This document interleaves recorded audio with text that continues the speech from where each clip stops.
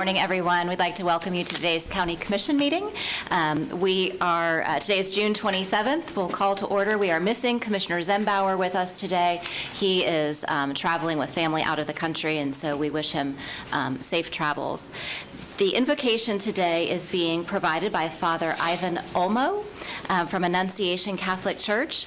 If you would please, Father, come down and lead us in the invocation, and afterward, if you would also please lead us in the Pledge of Allegiance. Would you all stand?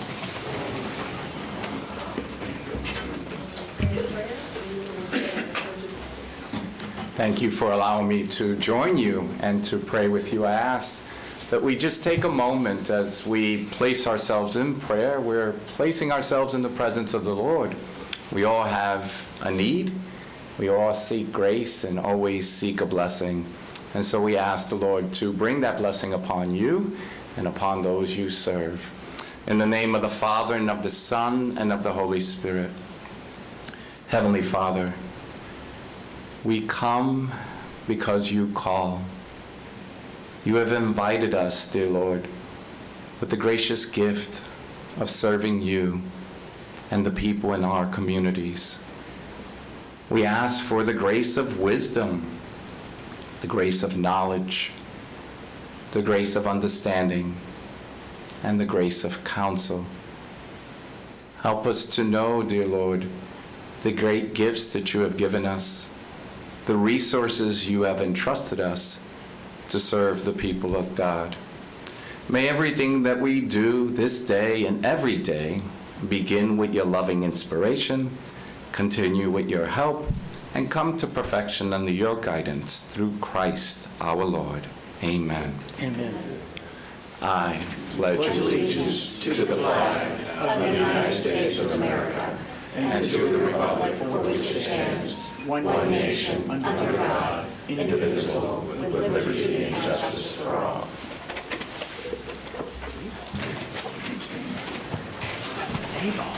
Thank you so much, Father Olmo. We appreciate you being here with us this morning.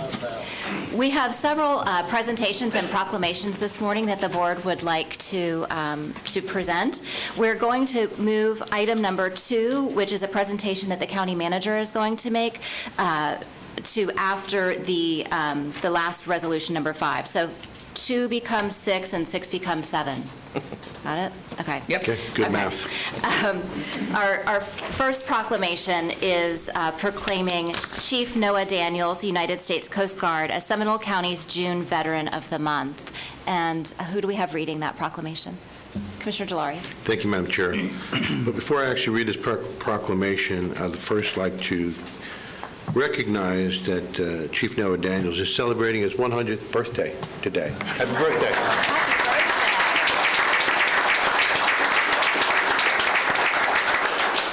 I'd also like, Madam Chair, that his family has a lot of individuals that have been public servants for many, many years, decades. His daughter, a congresswoman, Congressman Sandy Adams, congressman. Her husband, Judge Adams, judge. And they also have one of our fire chief, Chief Kinley. Chief. So public service runs deep in their family. And we all want to personally thank you, Chief, for your service, your dedication, and your family. So, Madam Chair, it's my distinct honor to read this proclamation of Seminole County Board of County Commissioners recognizing United States Coast Guard Chief Noah Daniels for his outstanding service to the United States and the Seminole County.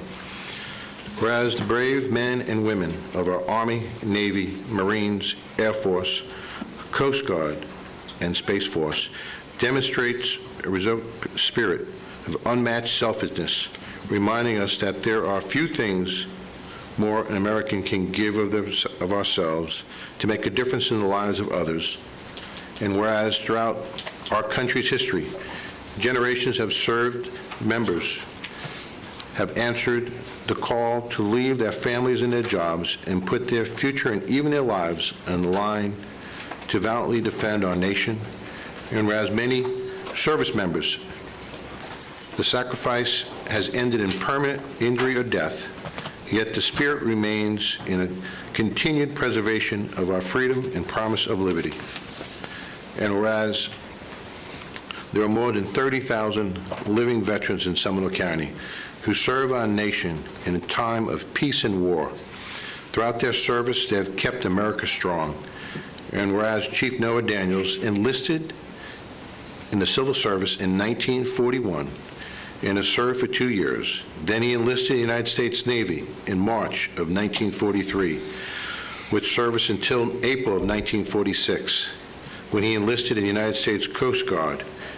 In March of 1947, he served until January of 1962. And whereas Chief Noah Daniels served at Fort Knox during his tenure at Civil Service, then he worked on General Patton's tanks, preparing them for service in the desert against General Rommel, a.k.a. the Desert Fox. After returning home, he enlisted in the United States Navy for 3 years. Following his naval service, he enlisted in the United States Coast Guard and was stationed in North America and the Pacific. He served on several ships, including the USS Ingham, the WHEC-35, now a museum docked in Key West. He is known most for his design of the chain stop used to service buoys that have since been patented by the United States Coast Guard and still used throughout the fleet today. And whereas Chief Noah Daniels retired from the Coast Guard and then moved to Central Florida, where he served at many different jobs in and around Seminole County. He finally retired in early of 1990s and resides in Oviedo, whereas Chief Noah Daniels has brought great credit and distinction upon himself, the United States of America, the United States Coast Guard, and Seminole County. Now therefore proclaim that on his occasion of his 100th birthday, we, the Board of County Commissioners of Seminole County, express our gratitude, admiration, respect for Chief Noah Daniels for his outstanding service in the United States Coast Guard and the residents of Seminole County. Be it further proclaimed that this proclamation be presented to Chief Noah Daniels, along with our sincere gratitude and recognition of Seminole County, of Veteran of the Month, adopted this 27th day of June 2023. Second. There's And a happy motion birthday. and a second. Any discussion? All those in favor say aye. Aye. Any opposed? Motion passes unanimously.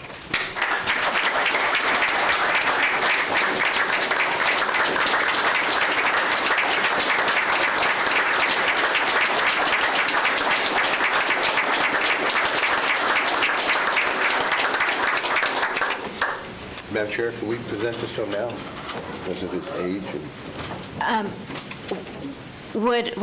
Would Chief like to say something to the board, or maybe Congresswoman Adams, would you like to address the board on behalf of your dad?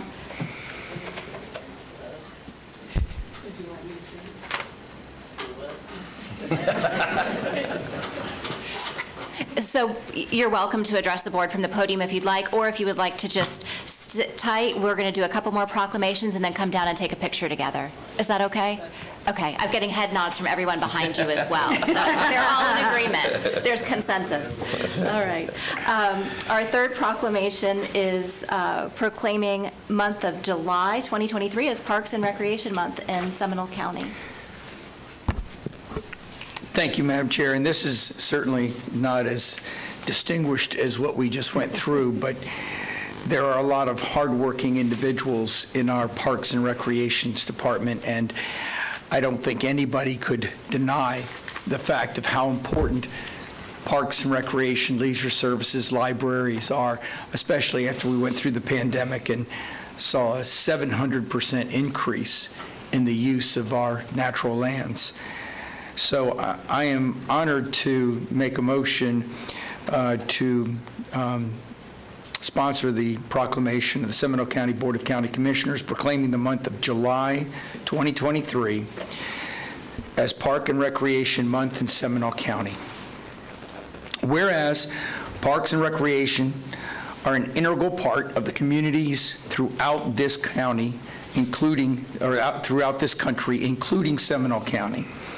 And whereas parks and recreation promote community health and wellness, providing facilities for sports, programs, outdoor activities, and unobstructed play, improving the physical and mental health of county residents of all ages and abilities.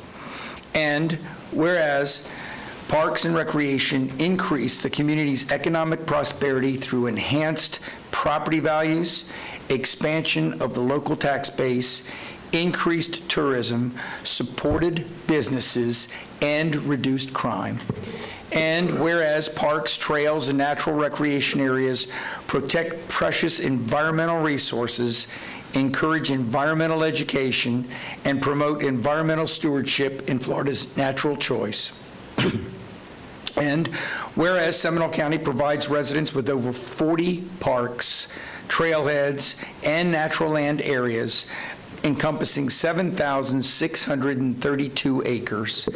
And whereas dedicated Seminole County Leisure Services staff, volunteers, and partners work tirelessly to ensure safe, clean, accessible, and fun space for all to enjoy.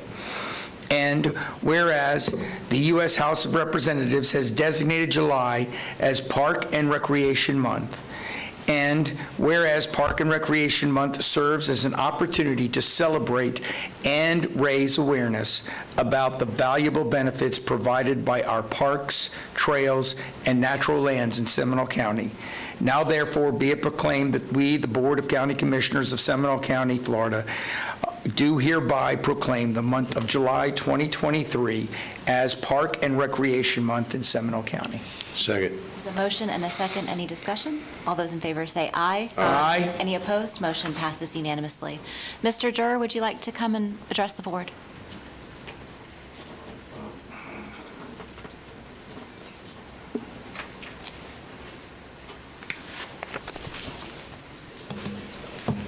Good morning, Commissioners. For the record, Rick Durr, Leisure Services Department Director. First off, thank you for the board for this wonderful proclamation.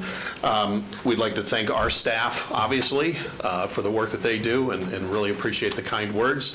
They'll be here for a photograph when we take the pictures. But this is also a celebration with our residents. So a tradition that we started last year is some artwork of 3 of our parks. This year, we have 3 new parks that we'll be profiling. And throughout the course of the month of July, any of our residents can stop by with a picture that they visited one of our parks and just be able to collect one of the posters, and it's free for the public. This was a fantastic event last year. We looked for the same thing this year. And on July 15th, Saturday, July 15th, we'll have a small celebration at St. Lando Park. Popcorn, popsicles, being able to use the tennis courts for free, that kind of stuff. It should be a lot of fun. And then just lastly, we couldn't have done this without the work of Rachel Rector in graphics, who designed the posters, and Allie Linville for continuously helping us to get the word out. So we'll be posting all of this on social media as well throughout the month of July. And again, we thank you for the proclamation. Thank you. Our next proclamation is proclaiming the month of June as National Post-Traumatic Stress Disorder Awareness Month. Thank you, Chairman. I move the following proclamation of the Seminole County Board of County Commissioners proclaiming this month of June as National Post-Traumatic Stress Disorder Awareness Month. Whereas in 2014, the U.S. Senate declared the month of June as National Post-Traumatic Stress Disorder Awareness Month, and whereas the U.S. Department of Veteran Affairs is one of the most active forerunners in the fight against post-traumatic stress disorder, and documented symptoms date as far back as the Civil War. And whereas there are currently about 8 million people in the United States with post-traumatic stress disorder, and whereas research shows that people recover faster from post-traumatic stress disorder when given support through family, community, and professional care. And whereas there are 2 types of trauma that range in severity of causes and triggers. The big T is due to a life-threatening situation like war, natural disasters, physical assault, and illness, while the small t is due to a disturbing event such as a divorce, job loss, or abrupt relocation. And whereas the goal of National Post-Traumatic Stress Disorder Awareness Month is to spread awareness of the symptoms and treatments to the public and optimism, that those who suffer from post-traumatic stress disorder will earnestly seek help.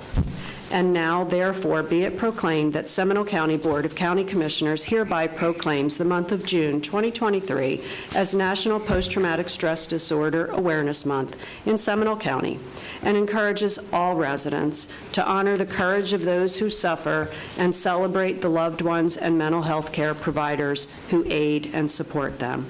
Adopted this 27th day of June 2023. Second. Motion and a second. All those in favor say aye. Aye. Any opposed? Motion passes unanimously. I think we have the commander of the Oviedo Memorial Post here this morning who sponsored this proclamation. If you'd like to come forward and say a few words.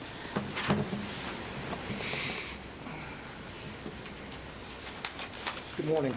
Good morning. Good morning.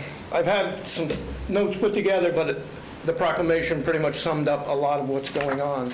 I'd like to take the opportunity to accept this proclamation on behalf of the many veterans, first responders, and those affected with this horrible affliction. PTSD affects about 6 out of every 100 people, about 6% of the U.S. population will have PTSD sometimes in their lives. Living with PTSD has bad days, and it has some better days. I can attest to that. The emotions are always there, but generally are kept at bay with help from those around them. A trigger is something that brings you back to the situation. It could be a loud noise, a smell, or just a stressful situation. Just knowing you have support and somewhere to turn can make all the difference in dealing with a traumatic memory or a flashback. Although there's no cure, there are programs to help one struggling separate the traumatic event from their daily way of thinking. Last Saturday, Oviedo Memorial American Legion Post 243 held a PTS awareness walk to raise awareness and funds to the growing affliction we know as PTSD. We had a large turnout, and we were very visible in our community, walking and carrying flags, showing our support for the silent killer. In closing, I'd like to thank Past Commander Laurel Ross for drafting this proclamation, Commissioner Delary for sponsoring this, and Seminole County and the Seminole County Board of County Commissioners. I thank you all. Thank you. Thank you. Thank you. Our next resolution is recognizing someone near and dear to all of our hearts in this organization and around the county. Madam Chair, if we don't read this, he can't retire, correct? I hadn't thought about that. Can we get an opinion from the attorney? Not correct. His wife says no. Mrs. says not correct, I was just Commissioner hoping. Delary. No. This is truly my honor to move the following resolution recognizing Jim Doobie, Natural Lands Program Manager with the Greenways and Natural Lands Division, Department of Leisure Services, for 30 years of service to Seminole County government and its citizens. Whereas Jim Doobie graduated from Rollins College with a Bachelor of Arts in Environmental Studies. Undergraduate and graduate courses were also studied at the University of Central Florida with an emphasis in biology. And whereas Jim Doobie's career started at the Orlando Science Center, serving in various roles for over 11 years, including Natural Sciences Program Coordinator, being responsible for coordinating the development and implementation of all natural science programming and exhibits, as well as staff and training volunteers. And whereas Jim Doobie joined Seminole County Government Development Review Division as a biologist in 1993, assuring compliance with applicable county, state, and federal environmental regulations. And whereas Jim Doobie was chosen as Natural Lands Program Manager, Leisure Services Department in 1995, where he has been responsible for the planning, development, and comprehensive management of over 6,600 acres in Seminole County natural lands property. And whereas Jim Doobie coordinated the development and implementation of an interdepartmental agency prescribed burn team and led the development and implementation of a resource management and monitoring program. And whereas Jim Doobie's professional memberships include the Central Florida Herpetological Society, and now I know why you guys, I wanted you to read this, because I could say herpetological. Herpetological Society. And Florida Wildlife Society. Jim Doobie was a graduate of Natural Areas Training Academy in 2001 and has been a certified prescribed burner since 2000. And whereas one of Jim Doobie's greatest accomplishments in Seminole County has been managing the design, development, construction, and operation of the Ed Yarborough Nature Center, an environmental education facility used for school field trips, public programs, and meetings. And whereas Jim Doobie's knowledge, understanding, and dedication to Seminole County's natural resources have made him an exemplary employee, manager, mentor, and teammate.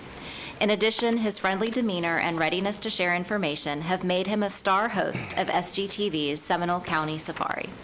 And whereas the Board of County Commissioners of Seminole County wishes to express its appreciation to Jim Doobie on behalf of the staff and citizens of Seminole County for his dedicated service and his commitment to Seminole County.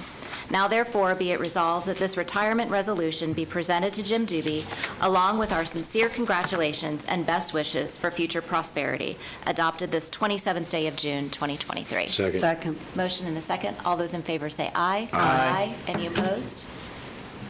Now's your time. Motion passes unanimously. Mr. Doobie, thank you so much. Would you like to address the board?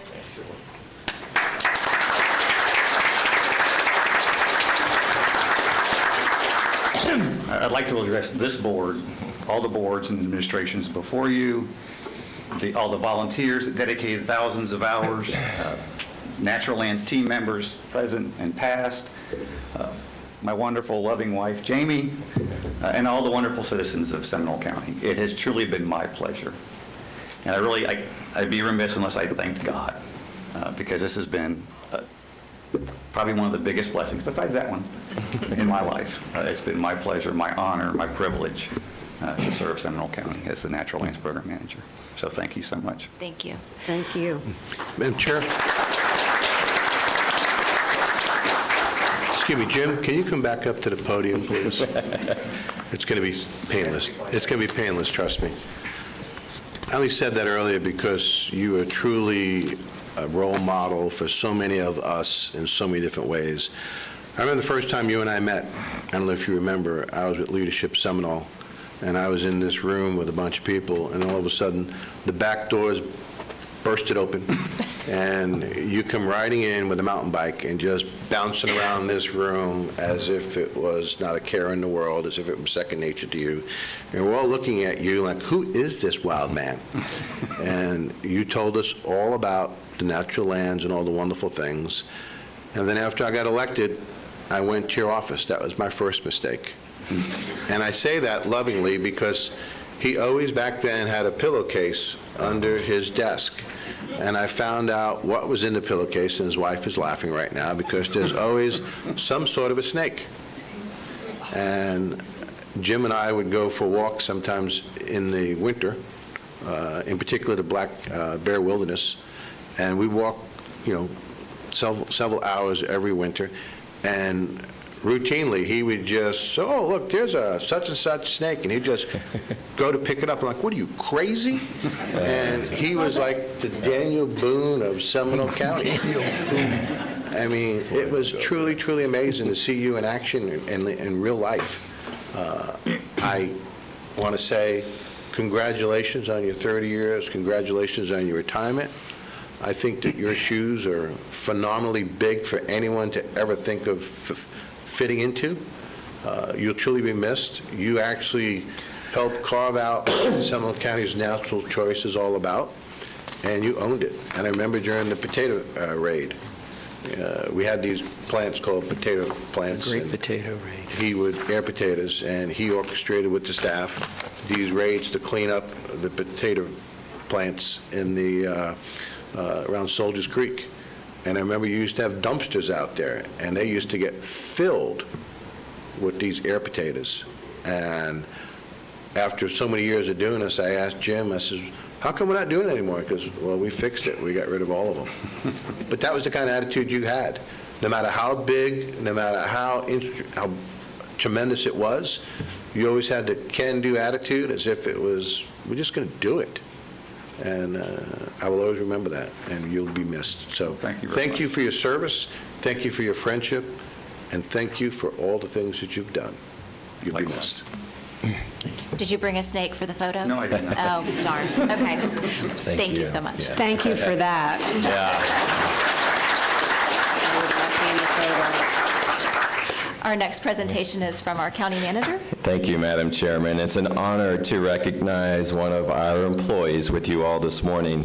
So Seminole County government is proud to recognize Seminole County Fire Department's Battalion Chief, Chris Baker, who was recently honored by the Orlando Business Journal as one of its outstanding diversity champions during its 2023 Diversity in Business Awards.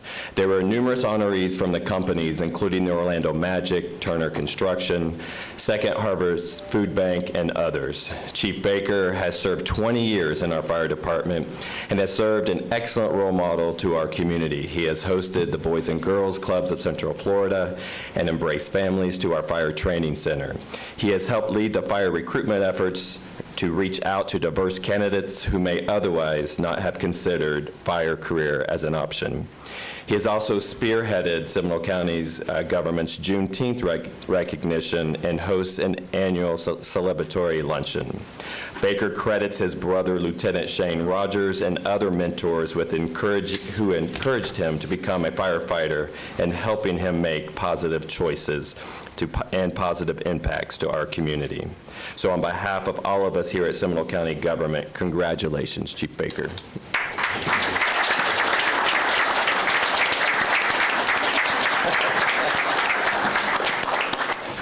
Little shy this morning. He's gone. I saw him host a Mean Jeopardy game last week. Thank you all for this award. It's greatly appreciated. For those that attended the Juneteenth luncheon, it was amazing turnout, the support you guys gave us, and to keep going forward for events like diversity and championing for that. It's a great, very well appreciated, and I thank you guys all for that. That's all I got. Thank you. That's all I got. It was a fantastic event for anyone that wasn't able to make it out there. They did a great job, really well done. So what we'd love to do is go ahead and start with some pictures. The board will come down to the floor, and then in order of the presentation or the proclamation that was made, we'll have you all come down, take pictures, and then you can be on about your day. Or stay. You might want to stay.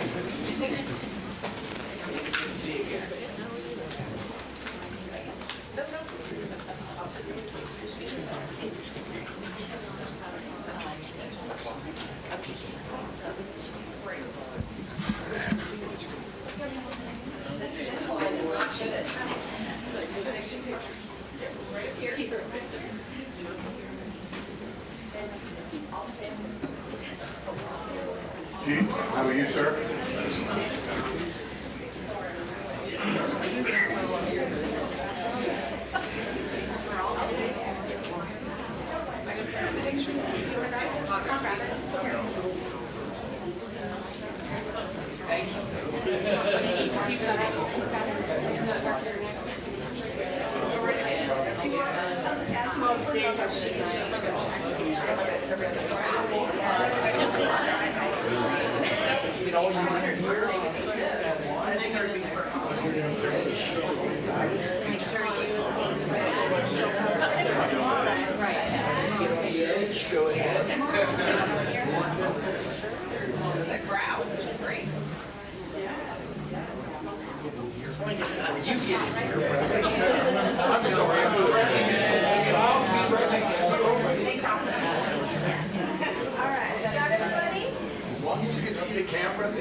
We're good. All right. We're going to take 3 photos. We're going to start with me right here. So first one on my count here in 3, 2, 1. Perfect. We're going to have one more here. And the last one right here. All right. Thank you.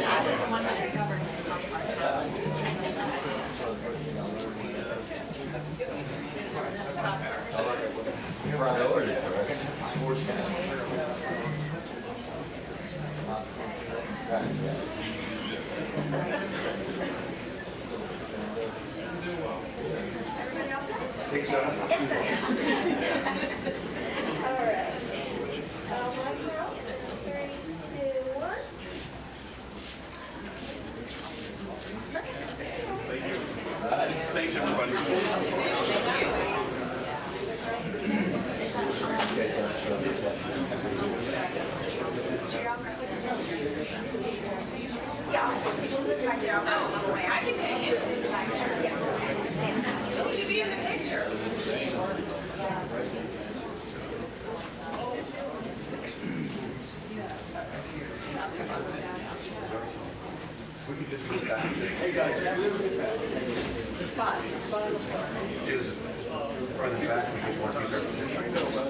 Thank you for your service.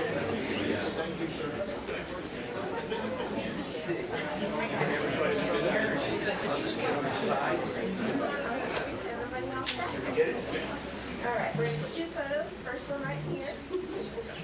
I'll mic out in 3, 2, 1. And then one more right here. All right. Thank you. Thank you. Thank you all. Thank you, sir. Appreciate it. Thank you.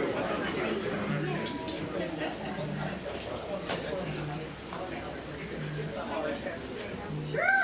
Hi. Everybody. Get a picture. That's right. Of course they do. Gotta watch out for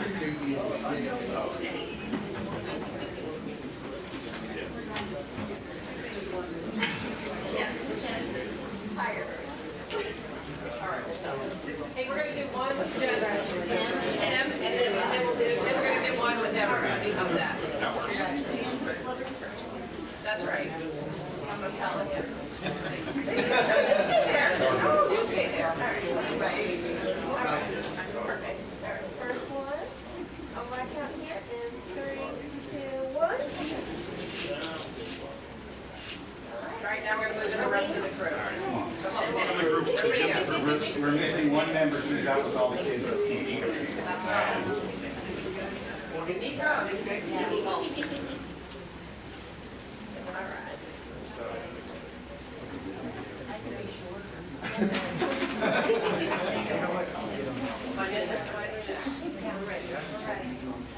All right. Everyone all set? On my count in 3, 2, 1.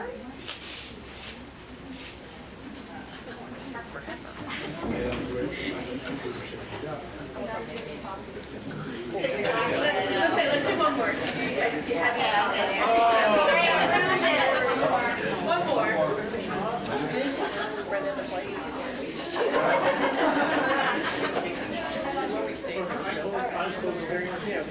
I'll check later. All right. Real one this time. 3, 2, 1. There you go. I got it there. We got one more. Yep, go ahead.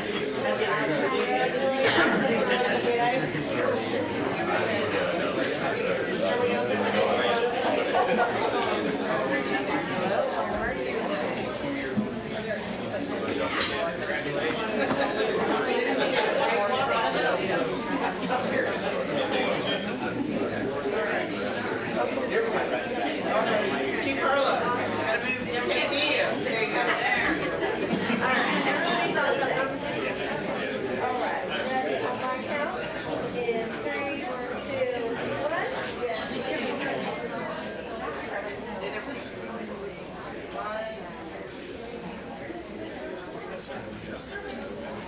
Are we thinking about it?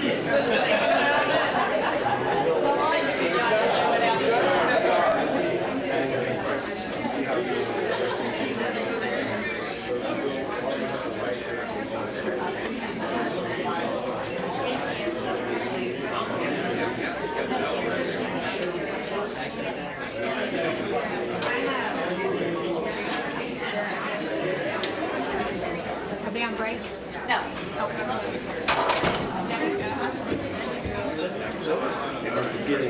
A lot better.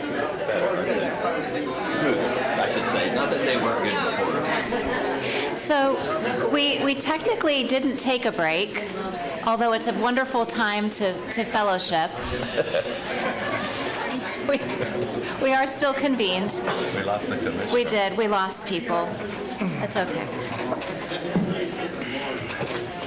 I'm going to go ahead and tee up Mr. McIntyre from Hilltop Securities, our investment advisor, asset management portfolio manager, lots of names. What is your actual Extraordinaire. title? Extraordinaire.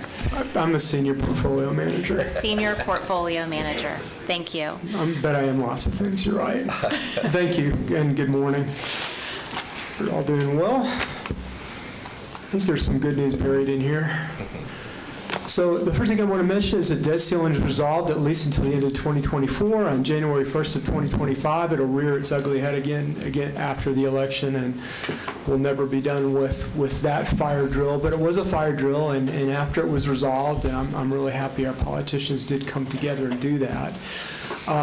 But the Treasury wound up spending so much of their money they needed to replenish that, so there's been a tremendous amount of Treasury issuance that's happened, and that Treasury issuance, all else being equal, has pushed yields up for a while, which I think will probably present an opportunity to be able to pick up some decent yields, probably for the next, I would say, 6 to 8 weeks would be a pretty good bet.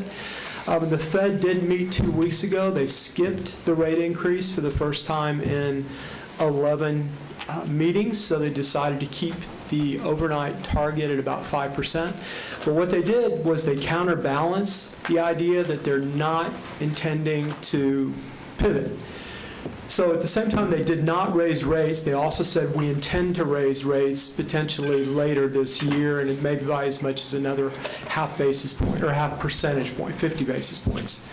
And what they do when they do that is they keep the market from undermining their policy. If they did not anticipate that they were going to raise rates, then the market would have anticipated that at some point they were going to lower rates, and they would have acted before the Fed did, and we would have had a 2-year at 4%. And that would have, again, undermined what the Fed's trying to do. They want rates to be higher. They can't let the market drive it lower, so they threw that out there.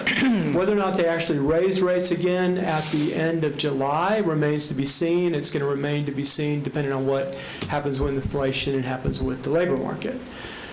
Speaking of inflation, it is moving lower. The headline CPI rate fell to 4%, so that had been as high as 9% less than a year ago. It's now 4%. The June CPI report headline is very, very likely to be in the low 3s. The expectation is that June a year ago, energy prices were very, very high. Now, relative to June a year ago, they're actually moderate. So we expect we're going to see CPI in the range of about 3.2 to 3.4%. Not sure how the market will necessarily react to that. But again, most of what's going on right now with consumer inflation continues to be the service sector. It continues to be the idea that wages for restaurants and bar workers and all service workers are increasing, which obviously they should increase, but that's what's driving inflation. It really is a double-edged sword, and the Fed is trying to slow down the overall economy to reduce some of the jobs out there so that wage inflation will fall. But this whole inflation thing feeds on itself. One thing that I read the other day was that insurance rates, auto insurance rates are up 17% year over year. And a lot of that has to do with the auto companies or the insurance companies saying we're losing money on this. Because when people get their car fixed, they're going into dealerships and auto repair shops where prices are significantly higher. So this sort of feeds on itself. It really is going to continue to be a challenge for policymakers going forward. And of course, the labor market is not completely cooperating. The Fed would like to see the labor market not collapse, but they'd like to see some jobs disappear. If you look at the left-hand side there, those are payroll. Payroll growth has increased over the course of the last couple months. 14 months in a row now, non-farm payrolls have been higher than forecasted. So again, I think that economists are having trouble with understanding what's going on. We're all a little bit confused. It's very muddy, it's very murky in terms of understanding the economy as a whole in this post-pandemic era. The unemployment rate did rise from a 53-year low, but it's still very near a 53-year low at this point in time. So looking at the first little left-hand side group of numbers there, just to remind you, these crossed out numbers are the last 1, 2, 3 meetings that we've had, so you can see that yields have continued to rise. They're not, frankly, at the peak that they were in May before the banking crisis, but they're fairly close. A Bloomberg Economist survey came out 2 days ago. Well, actually, today's Tuesday, Friday, came out Friday. And economists on the whole believe that rates right now are beyond their peak. So when you look at the average 2-year Treasury yield rate going out the next 8 quarters, it gradually falls. The 10-year gradually falls. We're somewhere near the peak. We're probably not there yet, but like I said, I feel like 6 to 8 weeks is probably pretty reasonable.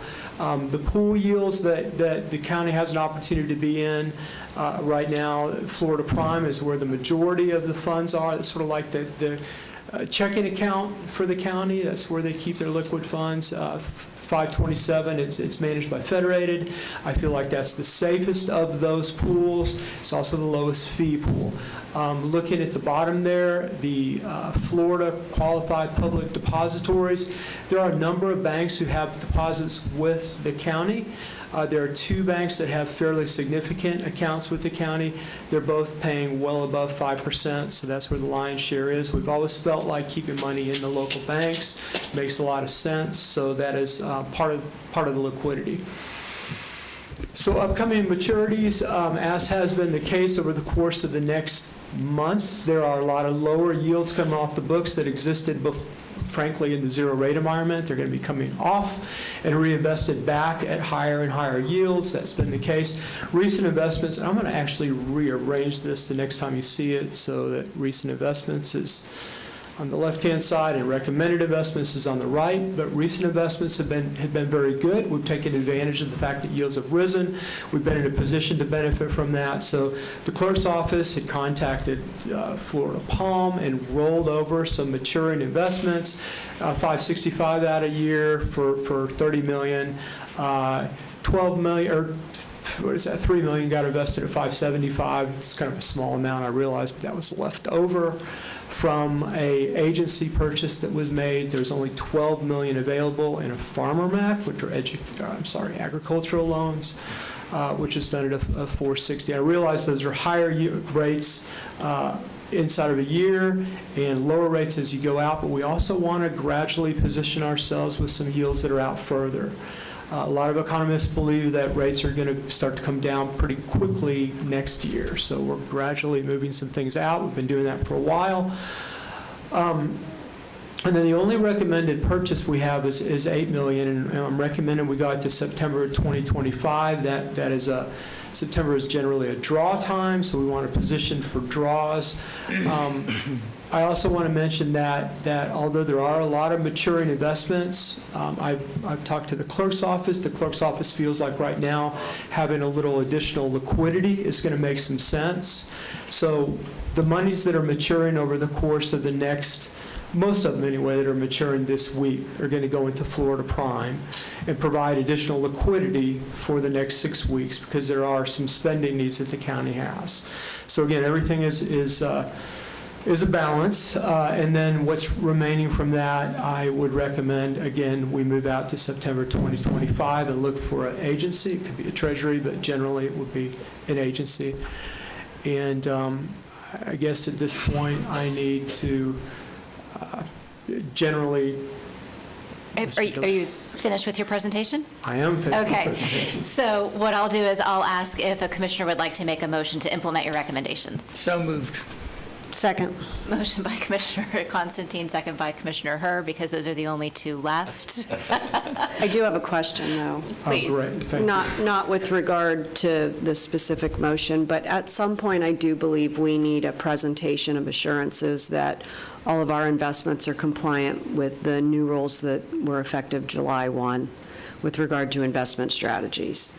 So we probably ought to bring that back and make that a public record. Okay. That's a great suggestion. Commissioner Constantine, would you concur with doing that? Oh, no doubt. I mean, if it's the law, it's the law. All right, so we'd like a presentation on that, County Manager. So got a motion and a second. All those in favor say aye. Aye. Any opposed? Motion passes unanimously. Thank you so much. Thank you all very much. Safe travels. Thank you. Many months ago, I had the opportunity to sit down with Gabrielle Milch, who we all, of course, know and have worked with for many years, and she asked for the opportunity to give a quarterly update from the Soil and Water Conservation Board, which I thought, wow, what a great idea.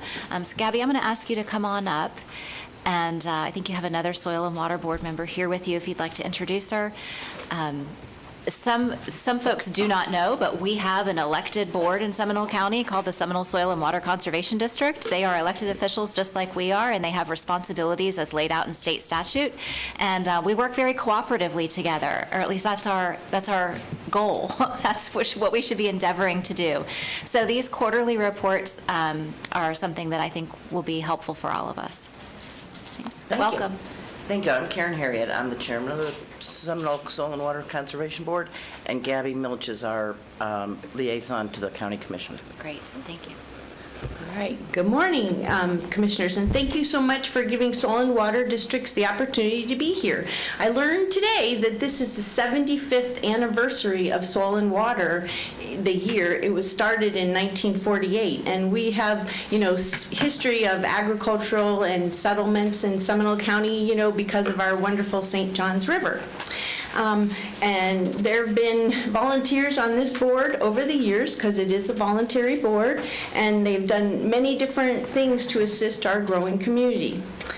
The history shows that some of them were more interested in soil and water than others, and we stand here today to let you know we are willing to volunteer and engage the public in soil and water matters.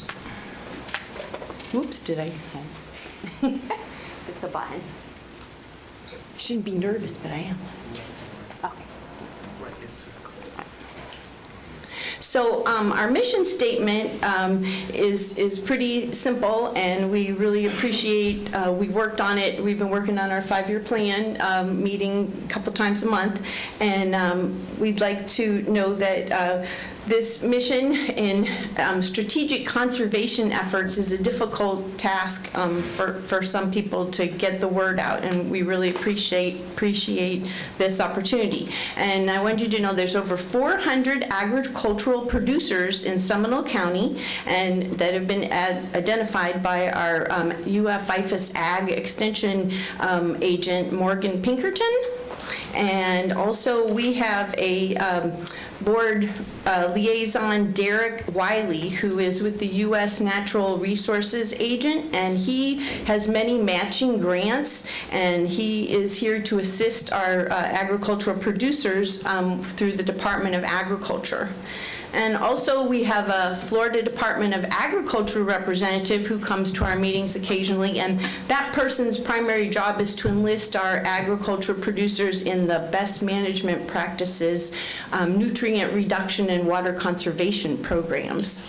So really excited about that. We have set up our 5-year goals, and we actually, 5 areas that we're looking to expand upon. We want to definitely be much more involved with the agricultural producers in the rural areas, as well as the new urban farmers that are coming along, trying to, work on food security and ensuring that we have, more than Publix to provide us with food sources and some other grocery stores. We also want to work on erosion erosion and sediment control issues, because, land just keeps moving out into the water. And on that note, we also want to work on flood protection, outreach, education for the youth and for adults as well. And of course, my passion is water quality and quantity issues, and we have plenty of those all around the state. So far, we've accomplished quite a few activities this year, and we wanted to give a special thank you to our past member, Patricia Wilson, on her wonderful program that they put together, If These Pipes Could Talk. And we had wonderful support from environmental services. We had some great speakers. Kim Ornberg talked about our wastewater treatment, and we talked about recycling and good ways to deal with things that, throwing away medicine to put it, not in the toilet and flush it down, those kinds of things. We also participated in the Seminole County Envirothon, which we put on this year with partnership with Seminole State College. We had over 100 students that participated in this national program, and we hope to be the host next year. We'll see how that goes. We have to include, it's as a region, we have to include Osceola, Lake, Orange, and Seminole County, so it's a pretty big endeavor. It could be like 400 or 500 students. We'd also like to work on some proposed programs this year, and we're going to have a booth at the 4th of July parade out in Geneva, and we wanted to give a new plug to our partners with the UF-IFAS and St. John's River Water Management District to do a private well owners water quality testing program. Some of the problems people have with private wells is bacteria problems, and they also have problems with lead. So there's a lady had a faucet changed out in her house, and she didn't know about it, and she had a well test done, and it showed she had high lead concentrations in her water. So they figured out through some research what was going on there. And so hopefully we'll get volunteers in Geneva, Chuliota, and Black Hammock who would like to have their private wells tested, because it would be a good activity for soil and water to help with. And also Oviedo has such a rich history in agriculture and things. We'd like to partner with them as well. And we would like to announce a residential healthy landscape competition, which will help support the new concept of this program called the Outside Collaborative, which I know you've been working on, which incorporates a lot of the Florida-friendly landscaping, water-wise, xeriscaping, reducing water, reducing pesticides and pollutant loadings in our groundwater and our soils. Here is a little bit about us, our contact information. We're working on our promotional materials, a trifold brochure, some cards, and all those things to get us going out there. And we are really happy to give this report to you today. And our next meeting is on July 11th at 6:30 p.m. at the auditorium, and please check our agenda and come out and visit. And we are really grateful for this opportunity, and we're looking for volunteers to help us do these programs in the community, and support for outreach and perhaps copying and things from the county. And thank you so much. Thank you. Thank you. Commissioner Constantine has a question for you. Well, it's a very simple one. Thank you very much, both of you, for doing this. This is great that there's an interaction, and I appreciate the idea and that the chairman, seized upon it and brought you forth. But you said our next meeting is at the auditorium. Oh, I'm sorry. That's all right. Please tell everybody where the auditorium is. Not this one. We're at the Extension Auditorium at 520 West County Home Road in Sanford. Thank you. Fantastic. I want to thank you so much for the work and the leadership that you have put in over the years. I've had the opportunity to interact with the various iterations of the Soil and Water Board, and you are right. There have been years where there has been amazing progress and collaboration, and then there have been years where there just hasn't been. And I see great promise. And I think one of the things that is amazing is that the state requires that we have a Soil and Water Board, which is great. What they don't do is provide you any resources. That's correct. Yes, and so I think to the extent that we are continuing to see positive interaction and great strides being made, I would love it if the board could work with the county manager to see what ways we could continue to be supportive of our efforts, your efforts, our efforts together. I've had a conversation with the county manager about some things that we could do that wouldn't necessarily be high dollar investments necessarily, but just support. So Commissioner Herr. So I'm going to actually ask you to advance your slide to the next one, because I think you have an ask up there that, I don't know if you were chickening out or what was happening, but I'm going to I'll do your ask for you. I'll do your ask for you. There's nothing on this list. Maybe the legal advice should freak me out. But there's nothing on this list that would cause concern in terms of exploration in how we can be more supportive to your organization as you support our organization and our citizens. So just in the for the record category, I'd absolutely support that request. And the request is actually very nicely spelled out. Yes, and we do not want money from you. That's because a that first makes us from anyone. independent board. So, That's a great thing. We appreciate that.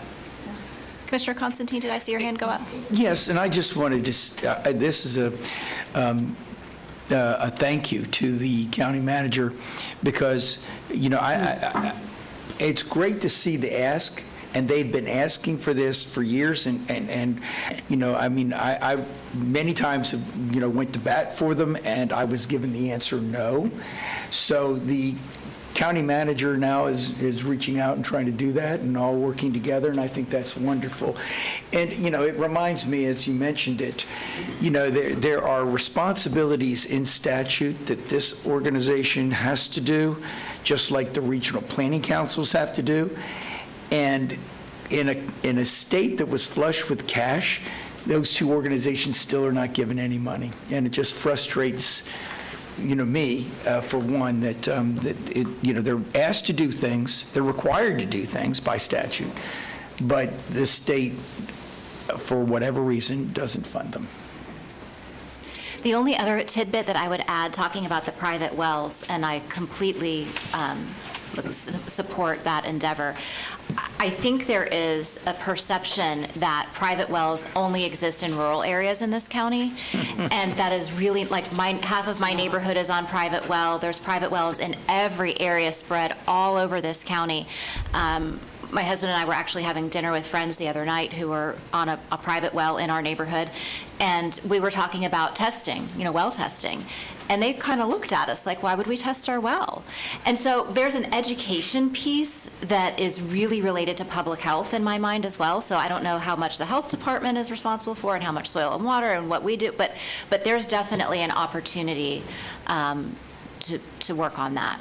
One of the things that we're going to do differently than past soil and water boards is that they had a poster contest and an essay contest. And it used to be you put your poster up in the drugstore window and everybody saw it when they went by, but those days are long gone.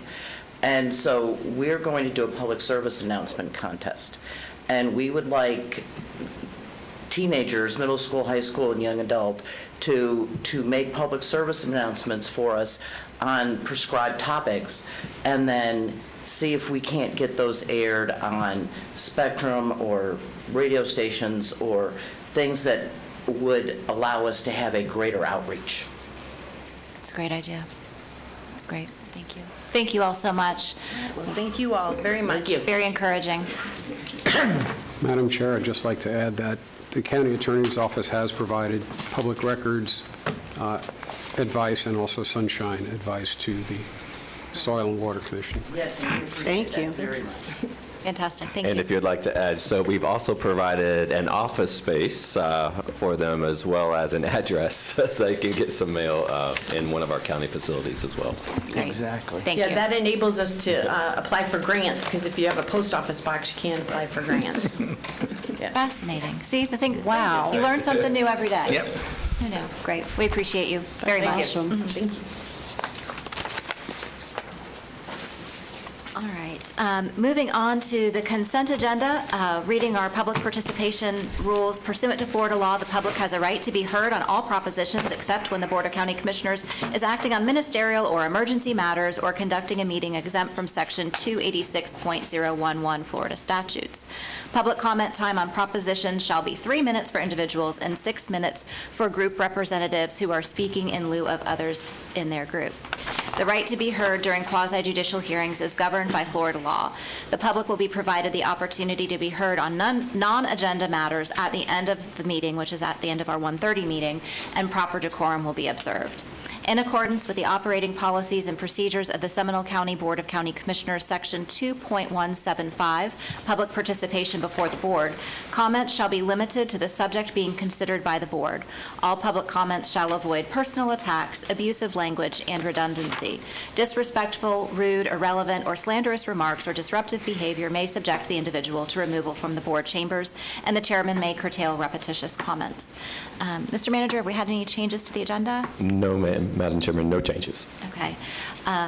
The county manager's consent agenda is items numbered 8 through 31.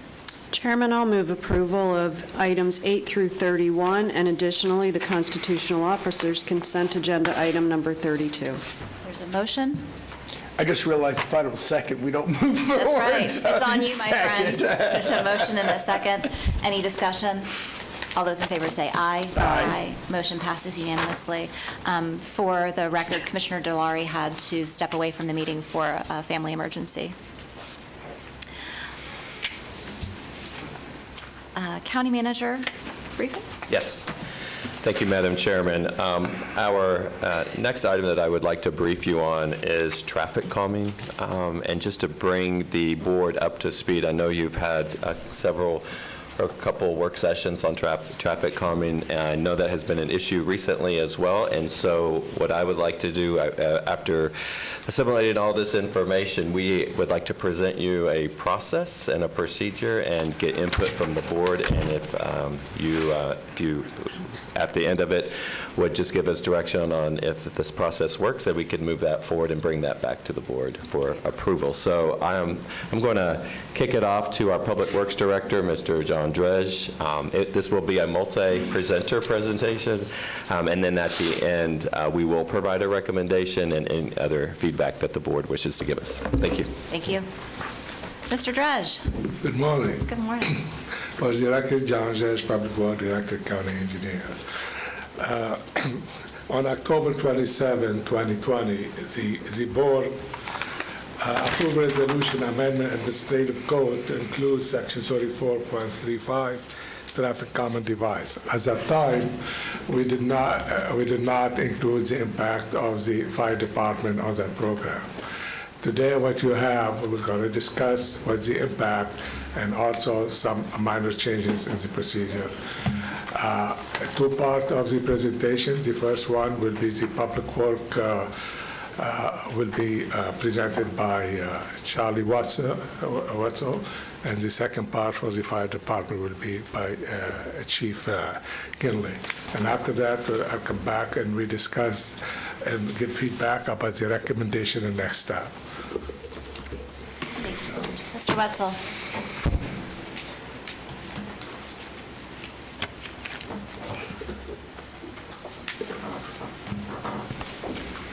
Hi, good morning. For the record, Charlie Wetzel, County Traffic Engineer. So today we want to provide some background on our traffic calming review and approval process. We're going to get some input from our fire department, and we're going to present our revised process, including the fire department and MSBU. So our review today will go over the background, our current status, and the impact to the fire department. At this point, I'll turn over to Chief Kinley. I'll present our revised evaluation process and then our recommendations. So background, in March 2018, we came to the board and presented a traffic calming program, the various treatments. In 2019, we performed a speed cushion pilot project at 4 different locations. We used preformed cushions that had the gaps in between the cushions to allow for easier passage of emergency vehicles. In August 2020, we presented a speed cushion update to the board as part of a work session. And then in October 2020, the board approved agenda item amending our administrative code to include traffic calming devices. And as part of that, we adopted the City of Orlando's traffic cushions, which are shown here. This is a 3-cushion setup, and we also have a 2-cushion setup. It depends on the width of the roadway. The cushions themselves are 6 feet wide by 12 feet long, and then they have the gap in the middle for the passage of emergency vehicles. Orlando used an 18-inch gap. As further discussions with the fire department, they feel a 24-inch gap may be better, so that's our current standard right now. So as part of our admin code, there were several traffic calming devices that were approved, not just the speed cushions. There's radar feedback signs, chokers, chicanes, circles, roundabouts, median, center islands, and gateway features, although the speed cushions are the most cost-effective. As part of the admin code changes, we did develop criteria for when to put in traffic calming. The principal criteria is having a speeding problem, and that's when we consider in the 85th percentile speed. When that is 10 miles an hour over the posted speed, we consider that a major speeding problem. So there's other criteria, minimum and maximum vehicle volumes. The maximum speed of the roadway can't be more than 30. If these are to go in, there has to be a roadway approval of 65%. And then also we consider adjacent areas on a case-by-case basis. Some other criteria, there's criteria based on the spacing. Typically there are 300 or 400 feet, but that would change depending on side streets or curves, things like that. The roadway must have driveways that directly access the road. The road must be subject to through traffic. It must be a local street or minor collector, nothing higher in the classification code. And then sometimes we look at rural versus urban. And we also included in there a flexibility statement where the county traffic engineer and the county engineer had the ability to install any devices on county roadways in their sole opinion is justified for the maximum safety of the motorists or residents, does not impede traffic safety operations. So just a little flexibility on that initial criteria.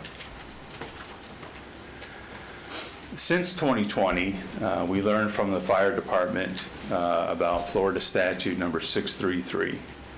And per the Florida Fire Prevention Code, the design and use of traffic calming devices on all county roadways are subject to approval by the Seminole County Fire Department, as these devices may impact emergency response times. And I'll turn it over to Chief Kinley to dive into that.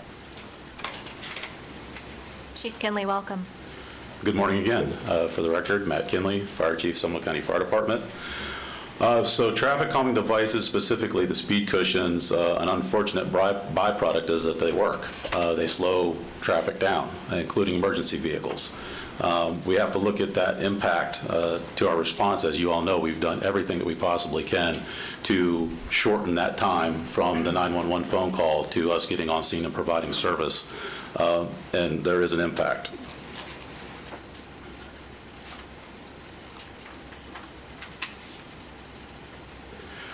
Research shows that the differing traffic calming devices, there's a 0 to a 30-second impact on your response. We've looked at this and we're estimating for these type of devices that we're about 3.5 seconds of a loss in response time for each device. When looking at that, fires double every 30 seconds. Strokes, brain injury begins in 2 minutes. Brain death begins in 4 minutes. Cardiac arrest, with every extra minute, your survivability reduces by 7 to 10%. And these devices not only impact our response to an address, but in an EMS scenario where when we're taking you to the hospital, you can now double that because we have to go over those devices on the way out, along with, depending on what type of injuries, it's going to make that ride a little bit rougher. So there have been some that have been installed throughout the county. These are on Miami Springs, and just to show that we have some practical impact. On this street, we're looking at 5 to 6 seconds per device that we're seeing as an impact, and reducing our speed by 12 and 10 miles an hour, depending on which truck that it is. So there is that practical impact that we're seeing. Since getting involved in the review of these traffic calming devices, we've put together a program which we're refining every time to try to get better at it. This is just an example out on East Redbug Road, showing that impact and how we evaluate it. We use a bounding box and looking in the area to try to predict what impact we're going to have. Obviously, it would reduce down to a specific address to look at an exact impact, but we're looking at the entire community affected. Is this the only route that we can get into a community, a subdivision, an assisted living facility, places where are high users, where we're going to have that impact more often? So we want to look at how that's going to impact holistically our entire response. So obviously we're focusing on response times. Some of the different criteria that we're hoping to implement is no parking within 100 feet of a device, because, and let me just start off with, these cushions are the least impactful. We have definitely picked the least impactful of all the cushions that are out there. Having some cut out there for our tires to be able to pass through with as little amount of elevation as possible really helps us. But that 100 feet is important, because if somebody parks 10 feet from a device, we can't hit the angle of that correctly. As you saw in the 3 model, there is a cutout in the middle, which we would have to oppose traffic. But the ones when there's just 2, if there's a car to the side, we can't use that device. And that's going to impact us even more.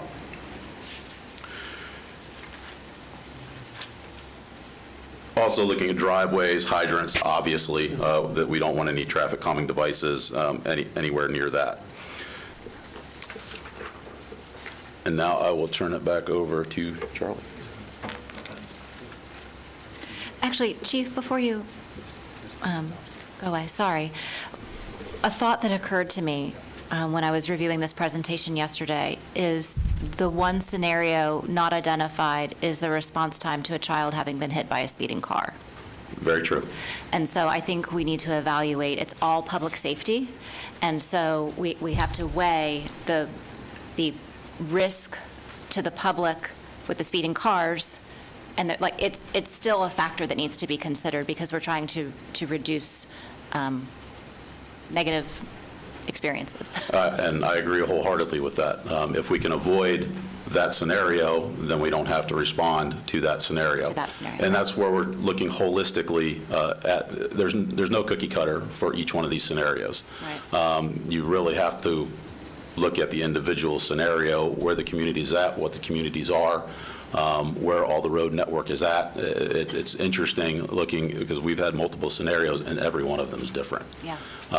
Some of them, we have another area, a road that we can respond in on. That's also going to increase traffic on that road. If there's only traffic calming devices on this road and now they ask for them later on, is the answer no? Is the answer yes? Because now there's a full impact to the area. Okay, thank you. I appreciate that very much. Yes, Ms. Hurd. Thank you. So my just general comment before you leave there is that if I go to slide 14 and I look at the language that's been recommended, that doesn't sound like there's no cookie cutter. There's shall nots and must-be's and not must-be's, but to-be's. And so that gives very little, if any, flexibility at the point. I mean, that's just no. And so the language doesn't align with the thought process of there is no cookie cutter in my head. Well, and when I say that, that's, and I'm naming out any specific roads, you put them on this portion of the road, there's still other entrances for our trucks to get in there. Where you're having the speeding problem, again, depending on the amount of devices that you put in, we may be able to come in from a different route that has less of an impact for us. But again, what we're trying to do when it comes to our ratings is not increasing our response to any one address by more than a minute, adding a minute to it, and trying to keep it below that 5-minute response time, because that is the benchmark. There's room to change that if that's what the community is demanding. They need to know what the impact is to their area, though. So let's just take number 3 for a practical application, which maybe that's not the purpose of today's meeting, but let's just take number 3.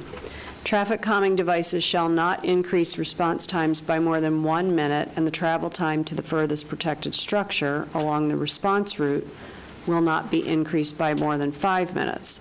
So depending on how long the road is, how are you measuring that? So let's say you go... By the impact of each device. But, right, but are you measuring from beginning to end, because there's a beginning to end? Or are you measuring from beginning to middle, because you could come in from the other side? If we can come in from the other side, that's what will be calculated. We look at the fastest way that we can possibly get in. And that really could change the route in which we come, where the traffic calming devices on this side increase it by 15 seconds. Well, now the other way, which was 5 seconds slower before, is now the fastest way. So just my observation, this is the stuff in code that makes us crazy because it doesn't say that. So there's an intention, but it's not spelled out, and we end up wrestling with that. My preference would be that we're not wrestling with that the code is clear. Right, and that we will do. And I just wanted to add just a comment, if you will, and that is the purpose of having fire in this process. Yes. Because there may be different scenarios for each different request. Chief and I have had many conversations about this, and that there are areas where we're going to have traffic calming devices, and they're not going to be one of those Gestapos, no. However, they're going to be looking at each and every scenario to ensure, that, on the timing of it. And in fact, and that is one of the reasons why we chose the device that we just had mentioned earlier, Charlie had mentioned earlier, because of that they don't have to have any elevation. They can go through the device, if you will, and may slow down just a second or two, but it's still going to be within the parameters of the recommendation. And so each one will be different. We actually hope that this modification from the 18-inch to the 24-inch is going to reduce the impact on us. When you're looking at our dualies on our engines and our rescues, your 23, 24 inches is how wide they are. Along with each one of these devices is beveled up the side. We're hoping that that's actually going to further reduce the impact of each device. Understood. So my mission here is not to stop the process. It's a great process. It's just to make sure that in language, we are not hung up somewhere and facing the speeding car next to the trail that we put in with no barrier to the trail. I mean, this is my real-life scenario that I can't get past the first hump, and then we'll call Charlie up there later about that. We just need the leeway to make what you are saying is going to happen with the words that are written on the page. Commissioner Constantine? And I concur with the comments that other commissioners have made. But I just want to make sure that I've got, in your presentation, Chief, you said that these calming devices slow you down approximately 3 seconds? 3.5 seconds per device. This particular device. Per device. when you say device, that means every one of the... Per bump. Yes. Fine. Yes. Just want to make sure. Baboon. So, baboon. So the fact of the matter is what we're trying to do, and it makes a lot of sense, is put you into the process to make sure that the fire department is okay, and that as you're looking at it, it's not going to take you a minute extra from the time it would normally take if the bump were not there. Correct. Okay. And if it slows you down 3.5 seconds, there's not going to be too many scenarios that are going to increase your time a minute. Correct. You'd have to have 20 of them. You got a lot of those bumps, that's right. So the fact of the matter of putting you in the process, ensuring that the ratings, all the rating that you need, or the classifications are all there, and the safety and the timing is there. I very seldom do I think that this would prohibit these things. The one question I have is when you're doing a 20, so I concur with this, and I wanted to make sure that we can do them, but you're in the process of a checklist eventually, essentially. Does the 24 feet, and I'm trying to, does that kind of mess up the purpose? I mean, can cars kind of go through the 24 foot? So the 24 inches, and it's actually... Inches, I'm sorry. That actually goes into the wheelbase, inside tire to inside tire.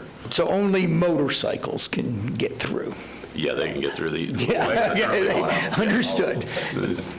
I'm sure that there's a scenario of some truck that somebody has out there that they would be able to get through them. I just recall that when we did put them on Miami Springs, everybody was happy until they started calling up and saying that, there's motorcycles that are out getting through. Well, we're never going to stop that. Yeah. Any other questions for the chief? All right, thank you. We reserve the right to call you back. I'll be here. Okay. Mr. Wetzel, thank you for your patience. Sure.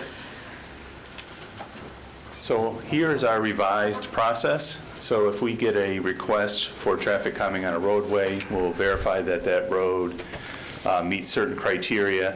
It's subject to through traffic. It has driveways that directly access the road, and the maximum speed limit on it is 30 miles an hour. If it meets those criteria, we'll go ahead and do a speed and volume study.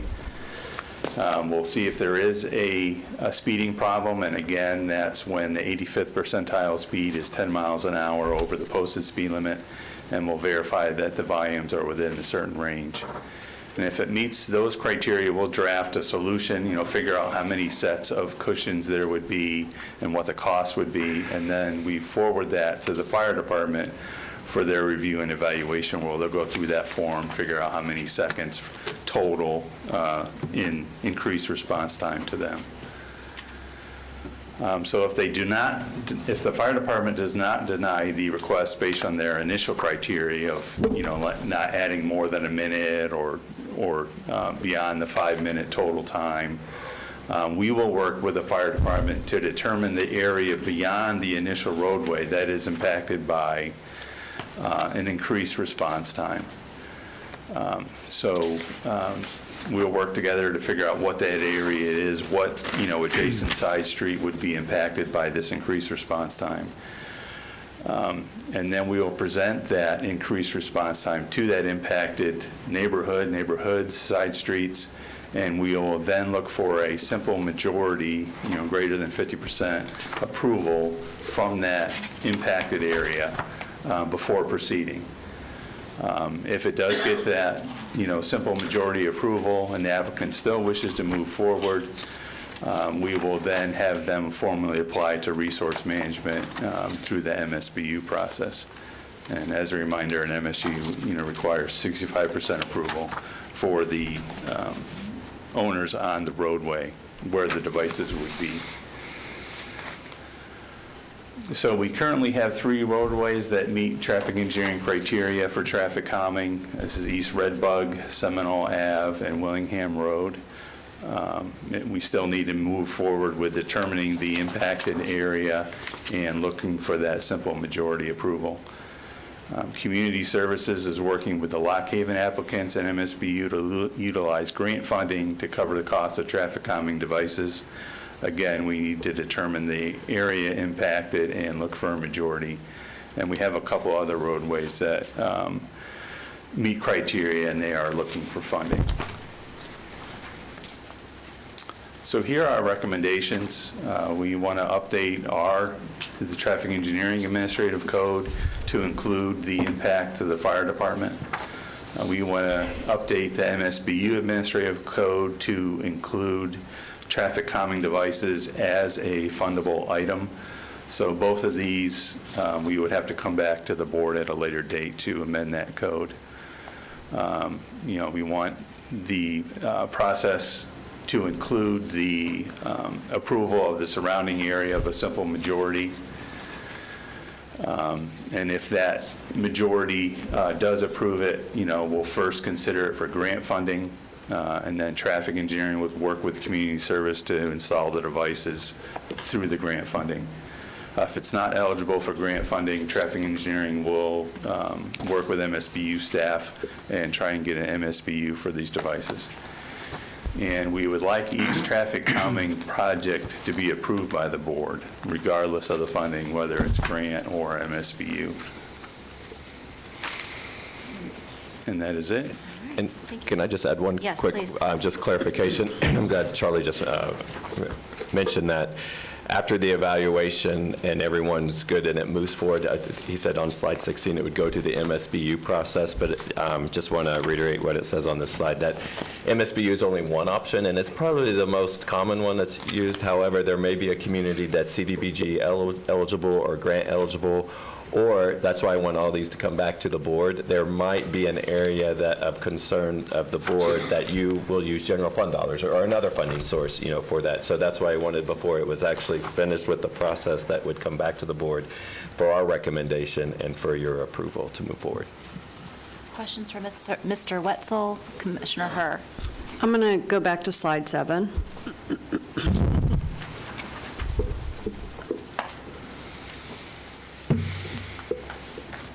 Observed 85th percentile speed is greater than 10 miles per hour over the posted speed limit. That hard-coded 10 miles per hour gives me agita, and it's been since the day. What's agita? Italian, upset stomach, like this, it's awful. Well, It's not a good too, thing. but we call it something else. So if you have a road that's got a 25 or 30 mile an hour speed limit, that's going 10 miles an hour over that in that environment is way different from going 10 miles an hour over at 50 miles an hour. These are typically lower speed limit roads. That's one of the requirements. And so hitting that first one is a giant speed bump in the path of putting speed bumps in. Just my experience. And you can't get there. So what happens is you have people that are using certain roadways in our community as drag racing sites. Let's see if I can lay rubber and all the stuff that people do when they get crazy, and this doesn't prevent that, and that's when the death happens. And so this doesn't solve that one-off problem, and you can't catch them. So I've been all the way around this mulberry bush and back, and you can't catch them because the sheriff doesn't have the resources to park a sheriff on that street every single day, and et cetera, et cetera. So the entire code doesn't deal with when you have these neighborhoods where that is happening, and we have them, and then you can't pass those thresholds. We have them in every single socioeconomic environment in District 5, which is the gambit, and we can't address it. And that, to me, is bothersome. And then if you take me to slide 18 rather. I'll just walk through my thought process on these. So yes, to absolutely, we should include the fire department. Yes, we should update the MSBU to allow for this. No, it should not be the only funding source. And yes, we need the opportunity to bring it back here for certain areas of the county where they can't actually form an SBU. The third bullet down, following the fire department approval, a survey of the surrounding areas is performed, which includes another 50%, I just have to stop and say, I don't think anybody's going to go to all this trouble. And so it feels to me like we're trying not to put them in. Because in order to get the MSBU, you're walking your neighbors on your street. Now we get it through the fire department. There's a whole second campaign on secondary streets that lead up to it. Is that typical everywhere, or is the goal here not to put them in? And so, not excited. And then the last bullet, it says each. It doesn't say, so you're wanting 100% of these to come to the board, and I'm not 100% sure that we need to have 100% of them come to the board. Some of them probably don't need to. Those are my thoughts. Commissioner Constantine? Thank you. I concur. We need to streamline this. I'm not going to go down point by point, but I just think it needs to be streamlined. We got the 50%, the 65%. It does say each traffic calming project, so I wouldn't assume it would be every bump, but. It's not every bump, no, but every project is, that's. And there might be, yeah, but we would have to define which is, Right. Which comes and which doesn't come.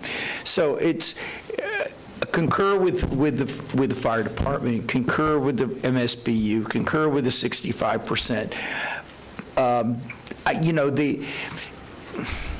The 85% being over 10 miles per hour. 85th percentile, which is harder than 85%.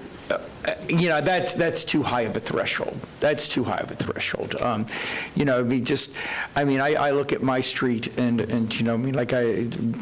very few homes, and it's exactly a quarter mile from the turn to the stop sign, and every weekend I get those little cars with the big whiny, driving there, seeing how fast they can get it on that quarter mile.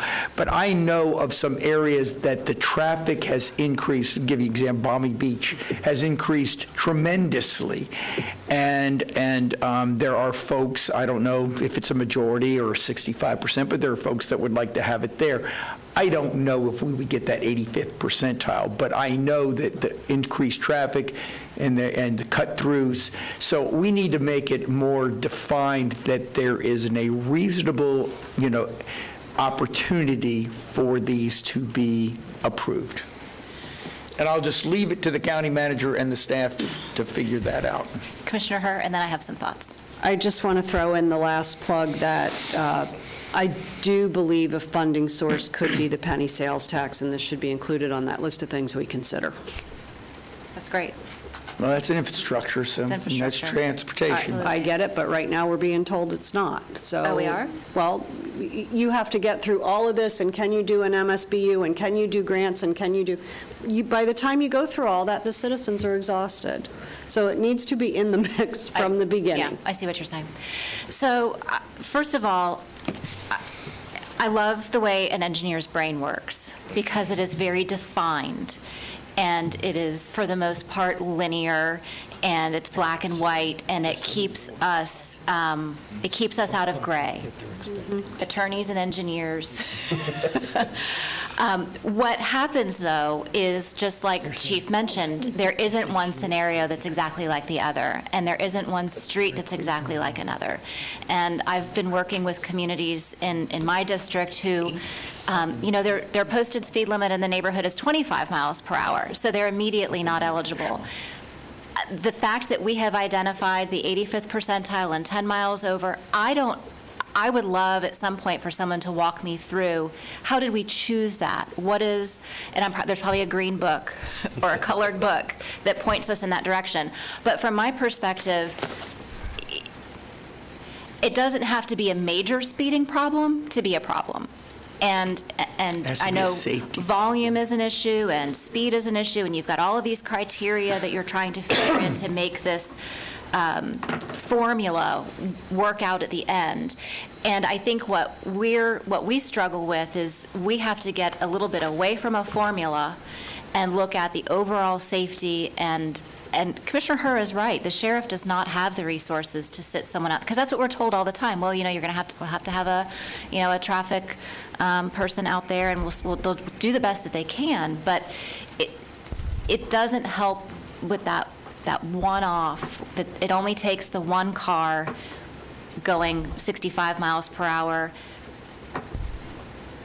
to be the problem. Even if the other 50 cars were going 30, the math doesn't trigger it, right? And so I would love to have us go back and look at this so that it can be applied, have the opportunity for it to be applied more readily.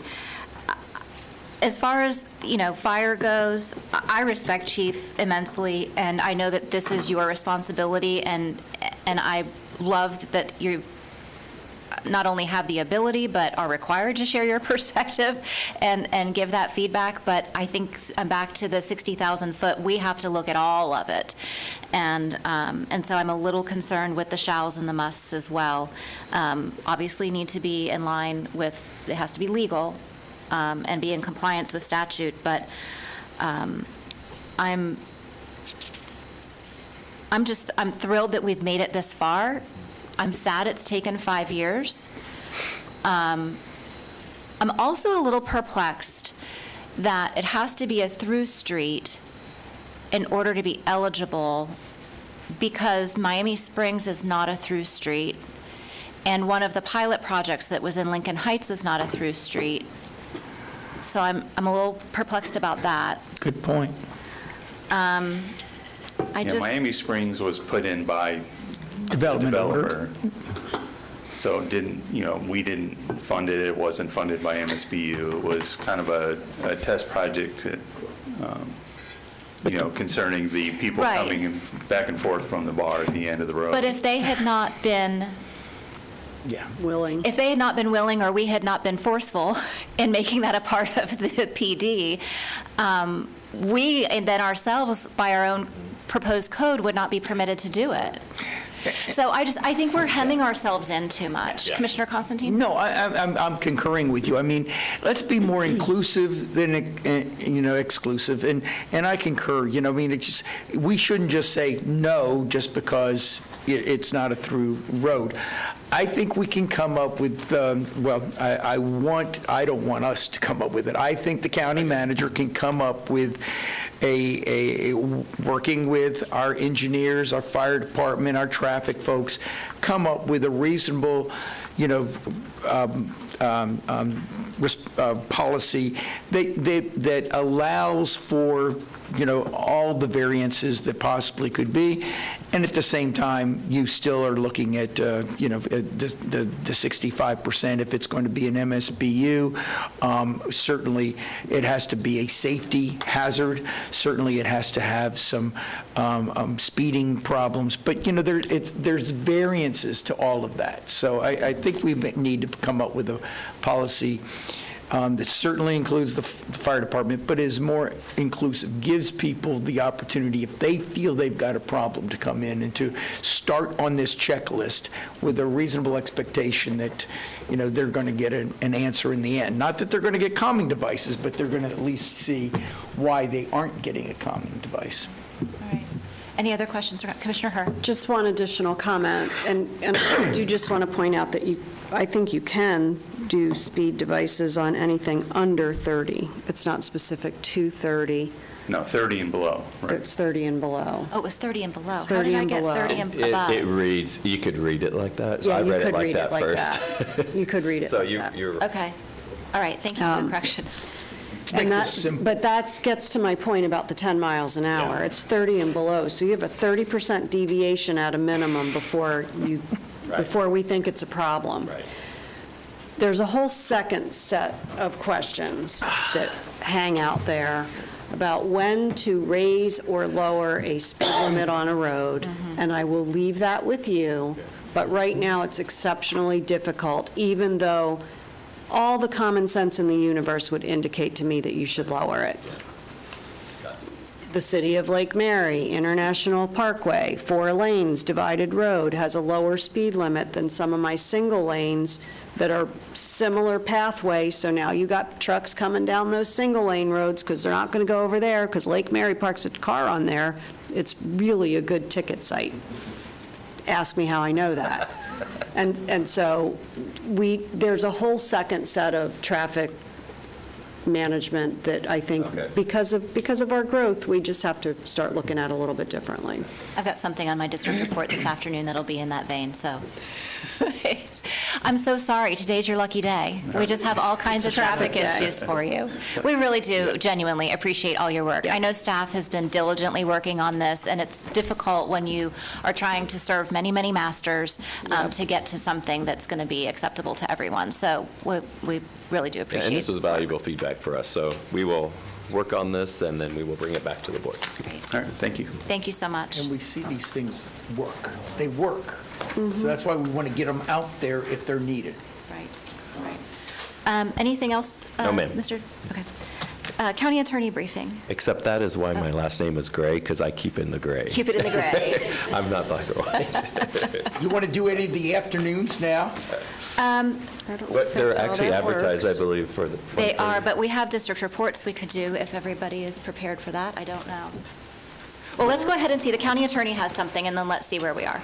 Yeah, I have several items for you this morning. Okay, here he goes. Okay. He's been saving them up.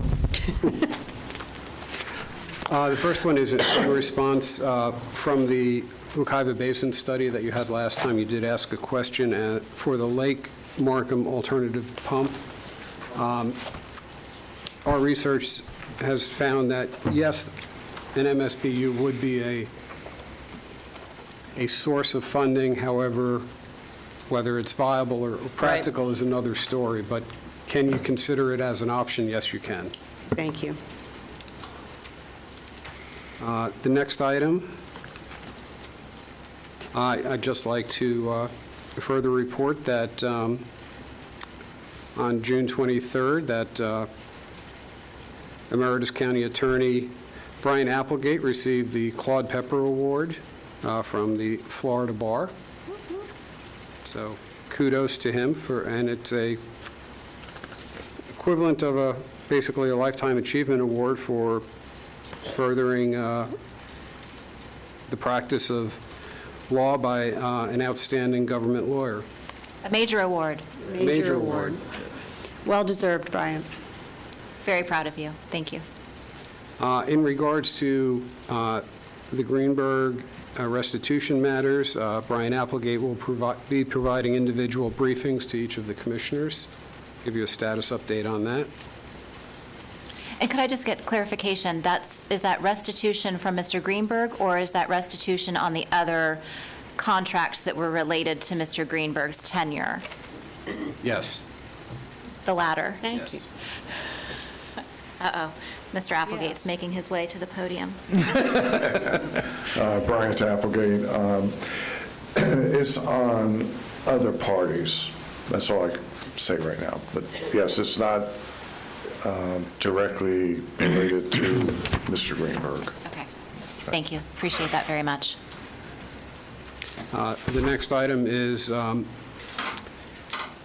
at the last meeting, during the public comment portion, I believe the chairman had asked whether we could tighten up or narrow the focus of those public comments.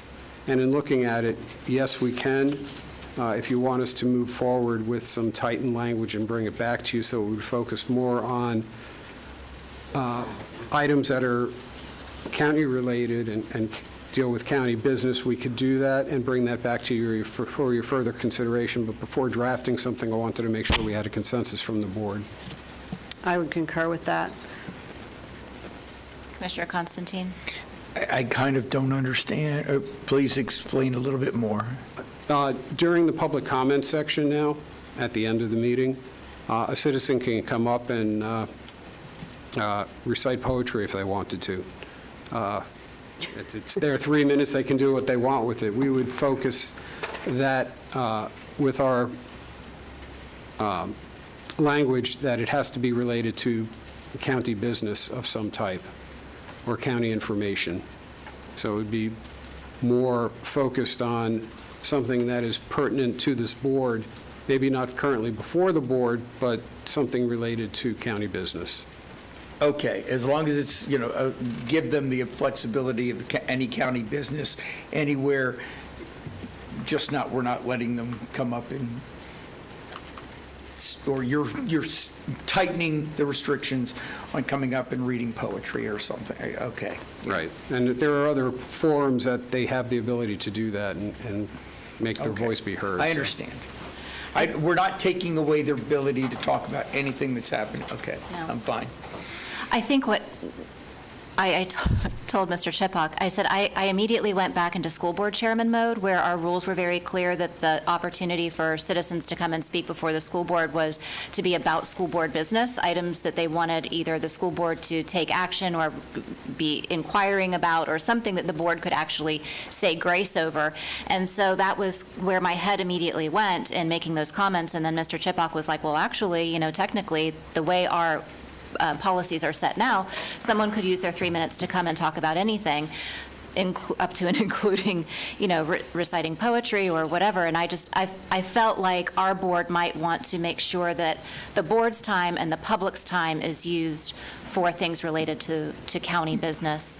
And especially when Mr. Chipak said, they still have the opportunity to communicate with us by email, by phone call, by, I'm fine. right? Yeah. Okay, Yeah. so I think you have consensus. I just I wanted to make clear that we're not taking away anybody's ability to speak on county business to the commission. Absolutely.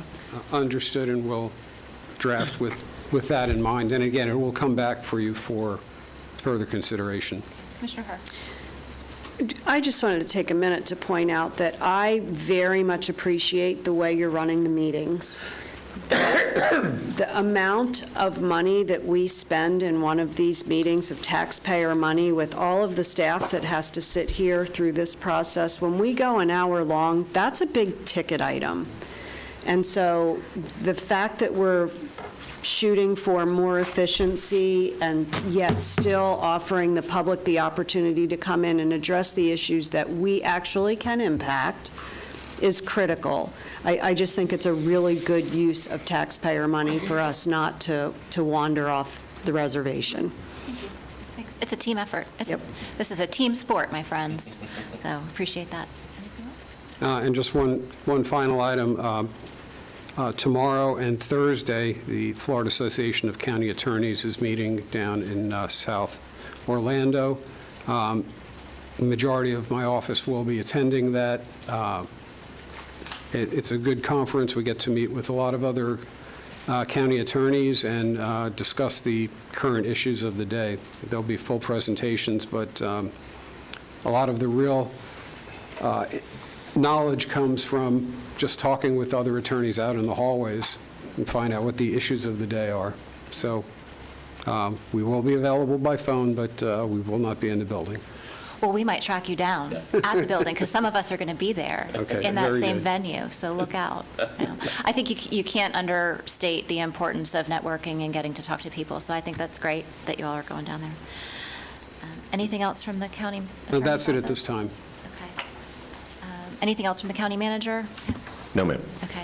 I'm prepared to You're- do the... You are? Yeah. And you're, okay. So I think what we'll do, since we have time, is we'll go ahead and do our district reports now. And Patty, if you're watching, could you bring me my district report? I left it up on my table because I thought we weren't going to get to it till this afternoon. So we'll... Look at us, Commissioner Constantine, beating Commissioner Lockhart for the first time ever. It's all right. I could try and do it by memory, but that's not serving me well these days. So Commissioner Constantine, why don't you go ahead and go first? Well, first of all, I wanted to let you all know that I was asked by the Orange County Charter Review Commission to speak at their, we're going to talk about our own charter review later on today, but I was asked to speak to them specifically about our rural boundary. They also asked about other things that we do different than them, like countywide elections and term limits and all the other good stuff that they were looking at. And, I reminded them that because we do it countywide, we get more votes than any of their individual commissioners, as well as the other positions around Central Florida. It was interesting because I spoke to them about 10 minutes, but the questions that lasted nearly 45 minutes. Wow. So it was really a well received. Yesterday, Commissioner Lockhart, myself, and Commissioner Delory had a fun event at 8 a.m. down in Oviedo, in which we shared the podium together and kind of without planning it.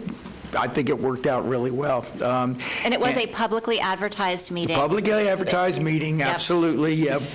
Bryant, want to make sure he's all right with it.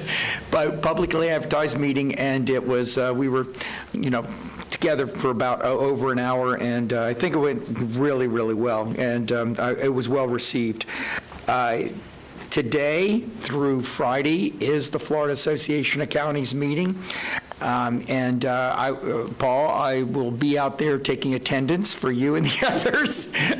But no, you're absolutely right. Not only is this great for, attorneys, for county managers, I think our county manager will be there also, and other staff, but it's also for commissioners and everything. And it will be, as of Thursday night, I will be the President Emeritus, I guess, is what I will be. I will no longer be president, but it has been a tremendous year, fun year, exciting year, positive year. But I also wanted to thank those commissioners that are here and the others for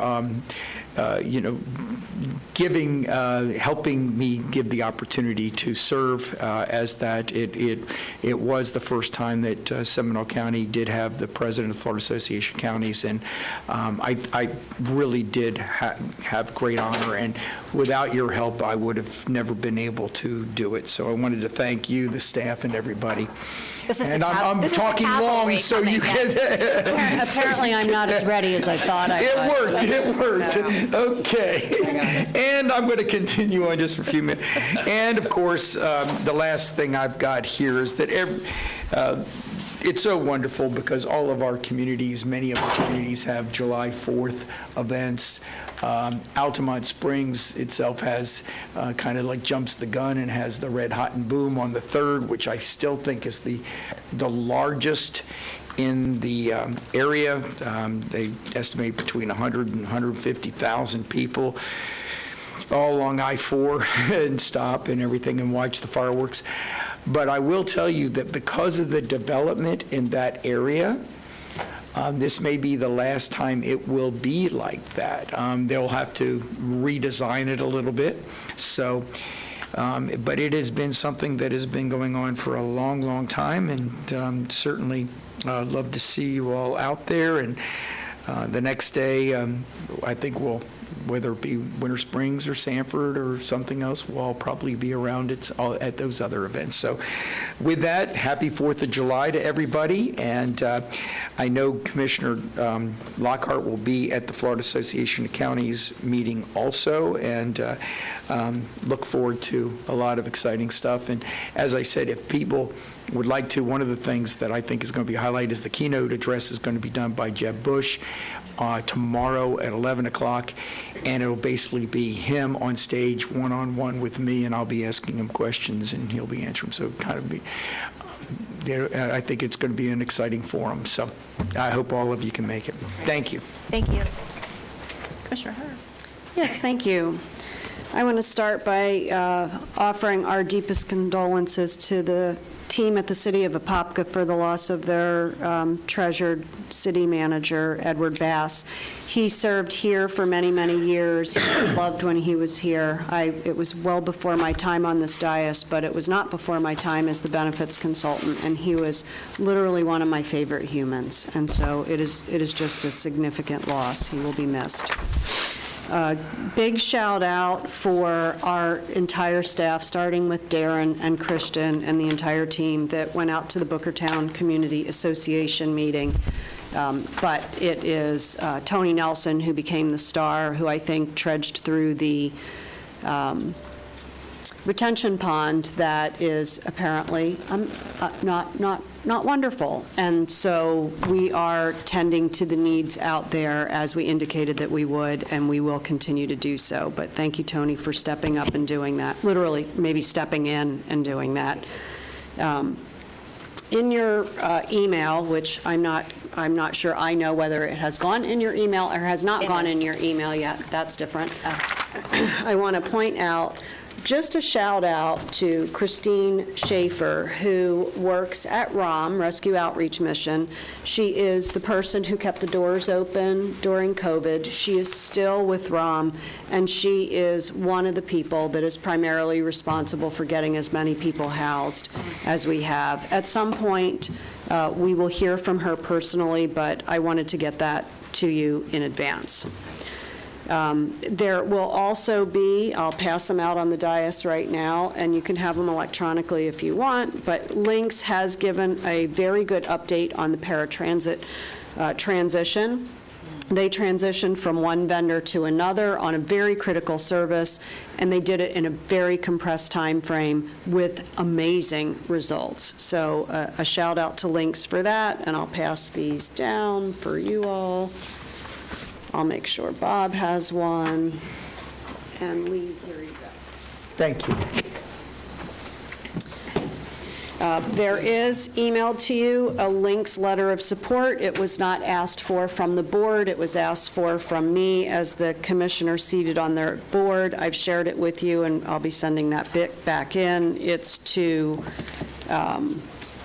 go for a grant. It's called the Protect Grant, Promoting Resilient Operations for Transformative, Efficient, and Cost-Saving Transportation. I actually wonder how many people sat around in a room somewhere at the federal government level naming this thing. And so that letter is being done. And last, but most important for Rebecca, I'd like to make a motion, or I'd like to make a motion to approve Craig Davis as the Code Enforcement Board for a board appointment. There's a motion. Commissioner Constantine, would you like to second it? Second. This is a lot of power for Lee down there with this No, power it's not to not. second something. No, I know. it's not. I will tell you that I have had a hard time finding somebody to sit in this seat. I had a wonderful gentleman come in to complain about something on code enforcement and recruited him. So he's. What a great tool. So there's a motion and a second. All those in favor say aye. Aye. Motion passes unanimously. So thank you, Craig. That is And a that's tough it. board to recruit for. It's a tough board. That is tough. That is tough. Tough to say no. Yeah, for sure. Anything else, Commissioner Herr? You Nope, said that's okay. it. Thank you. We have an opportunity in my district down in the East Altamont community to put up some no parking signs that had been up that were then taken down.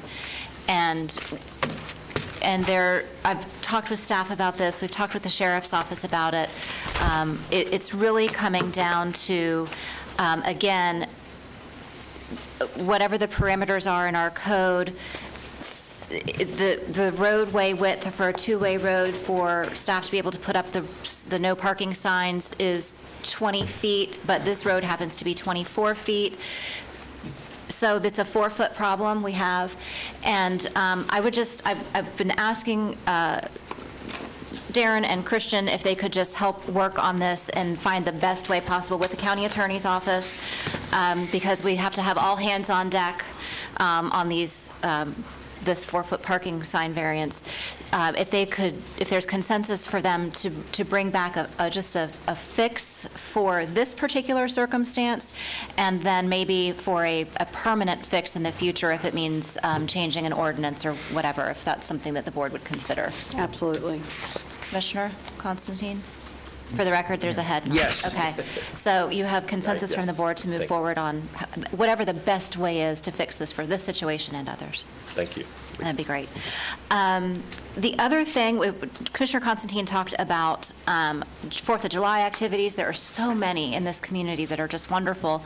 And I wanted to make sure everyone knew, I know every single one of us has participated in the Geneva 4th of July parade for many, many years, either as participants or attendees. And something that has just come to my awareness in the last 24 hours is that they are now, the Geneva Citizens Association is now charging elected officials $500 per elected official to participate in their 4th of July parade. That was not something that I had budgeted for.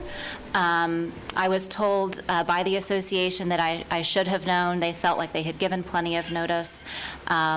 I would love to be out there participating in the parade. I've already bought all the candy. I've got volunteers to throw it all out. But I'm not running for re-election right now, so I don't have a campaign account. And frankly, I just don't have $500 in my budget to participate in a parade celebrating America's freedom and independence. So to all of our friends in Geneva, my heart is with you, but my $500 is not. So for that. Commissioner Lockhart, I was aware of it when it came out, and I looked at it a little bit differently. I actually thought it was a message that there were too many of us and they didn't want us in the parade. I mean, $500 is a significant request. We're asked to be in all sorts of parades. And so I may have read that wrong to my friends in Geneva. Now that you say that, I looked at it, so I did not register for the Geneva parade because I took it as a message of there's enough. Enough is enough. We only want to see you when you absolutely have to be out here. So I'm super sorry. Yeah, maybe. not to prolong this, but so when I saw it a couple of weeks ago, I called and said, so why? I asked, and they said, there were too many of us last year. All right, well, there it is. I think it was, no, they said last year there was too many candidates, and they specifically said there was a ton of school board people. I said, I don't know what exactly, but they said there were too many. I said, okay, fine. All right. Well, I'm glad you took the bull by the horns and just asked, and it looks like you were right, Commissioner Herr. They just didn't want us to participate. I didn't say they didn't want us. They wanted our $500, and they said there were too many of us. That's what they wanted to bring it back down. All right. Well, they succeeded. So happy 4th of July to everyone in Geneva. But bring the candy. Right? Yeah. And walk and throw it out. I don't know. Would they charge us to walk? I might bring candy here. Okay, and that's, from what I hear, if you don't have a sign, you don't do this, don't do that. It's just the signs. I wouldn't be, I'm not going to say the gospel. I don't know for sure. So do you think they're going to charge the sheriff? We'll see. I don't know. Because he puts all kinds of big toys in that parade. I wonder. We'll have to ask Sheriff Lima if he's written his check for $500. All right. I had a great opportunity to interview I was interviewed by two high school students who are participating in Girls State, Jacqueline Cook and Emily Borgman, two Seminole County citizens, delightful young women, really excited in their early stages of getting to know government at all levels. Just love when young people are excited about serving the public, and the Girls State is certainly a fantastic opportunity. So shout out to Jacqueline and Emily for their time and commitment to the Girls State program, and they're there this week, so I hope they're having a great time. Commissioner Constantine talked about what the Oviedo Winter Springs Chamber hosted yesterday as Hometown Hill Day, which was a fun opportunity for, I think, Mr. Malloy, were you there also later in the day? Yeah, so over at Canterbury? Yes. Right, yeah, the constitutional officers all gave an update, so it was great. Great. Event.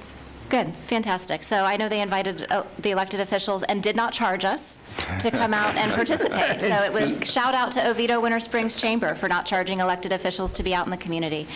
Commissioner Zembauer's birthday is July 17th, so happy birthday to Commissioner Zembauer. Yes, so we'll do that. And of course, our thoughts and prayers are with Commissioner Delary and everything that he has going on with his family right now. So that is all I have. Anything else before we break for lunch? All right, we'll stand in recess until 1:30.